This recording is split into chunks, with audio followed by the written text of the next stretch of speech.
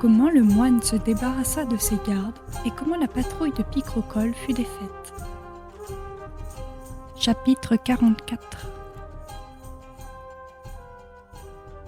Le moine, en les voyant s'éloigner ainsi en désordre, présuma qu'il allait fondre sur Gargantua et ses gens et se contristait grandement de ne pouvoir les secourir. Alors il avisa l'attitude de ces deux archers de garde qui auraient volontiers couru derrière la troupe pour faire quelque butin. Ils regardaient sans cesse vers la vallée où descendaient les autres. Frère Jean se mettait à raisonner en se disant « Ces gens-ci sont bien peu expérimentés en matière d'armes, car ils ne m'ont pas une fois demandé ma parole et ne m'ont pas ôté mon braquemar. » Aussitôt, il tira le braquemar en question et en frappa l'archer qui le gardait à droite, lui coupant complètement les veines jugulaires et les artères carotides, avec la luette jusqu'aux amygdales, et, en retirant son arme, il lui fendit la moelle épinière entre la deuxième et la troisième vertèbre. L'archer tomba là, raide mort. Et le moine, tournant son cheval à gauche, fonça sur l'autre qui, voyant son compagnon mort et le moine en posture favorable contre lui, criait d'une forte voix « Ah, monsieur le prieur, je me rends, monsieur le prieur, mon bon ami, monsieur le prieur !» Le moine criait sur le même ton « Monsieur le postérieur, mon ami, monsieur le postérieur, il va vous en cuire sur votre postérieur. » « Ah, disait l'archer, monsieur le prieur, mon mignon, monsieur le prieur, que Dieu vous fasse abbé. » « Par l'habit que je porte, dit le moine, je vais vous faire cardinal ici même. Vous rançonnez les gens de religion? Vous aurez un chapeau rouge sur le champ et de ma main. » Et l'archer criait « Monsieur le prieur, monsieur l'abbé futur, monsieur le cardinal, monsieur le tout, ah, et non, monsieur le prieur, mon bon petit seigneur le prieur, je me rends à vous. » « Et moi, dit le moine, je te rends à tous les diables. » Alors, d'un seul coup, il lui trancha la tête en lui ouvrant le crâne au-dessus du temporal, en enlevant les deux pariétaux et la suture sagittale avec une grande partie du frontal. Ce faisant, il lui trancha les deux méninges et les deux ventricules latéraux du cerveau.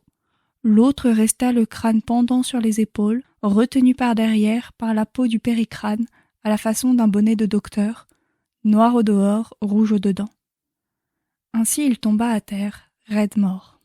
Cela fait, le moine donne des éperons à son cheval et se lance sur la trace des ennemis qui avaient rencontré Gargantua et ses compagnons en terrain découvert. Leurs effectifs avaient tellement diminué à cause de l'énorme massacre qu'avait fait Gargantua avec son grand arbre, Gymnaste, Ponocrate, Eudémon et les autres, qu'ils commençaient à se retirer précipitamment, tout effrayés, le sens et l'esprit troublés, comme s'ils avaient eu sous les yeux la réelle et tangible apparence de la mort. Et comme vous voyez un âne quand il a au cul un de ces temps que la junon ou une mouche qui le pique, courir çà et là en tous sens, jetant sa charge à terre, rompant son frein et ses rênes, sans prendre le moins du monde ni respiration ni repos, sans que l'on sache ce qui le prend puisque l'on ne voit rien qui le touche, de la même façon, ces gens fuyaient, ayant perdu le sens, sans que l'on sût la cause de leur fuite. Seule les poursuit une terreur panique, terreur qu'ils avaient conçue en leurs âmes. Le moine, voyant que leur seule préoccupation était d'assurer leur fuite, descend de cheval et monte sur une grosse roche en surplomb du chemin. Avec son grand braquemar, il frappait sur ses fuyards à tour de bras, sans se ménager, sans épargner sa peine.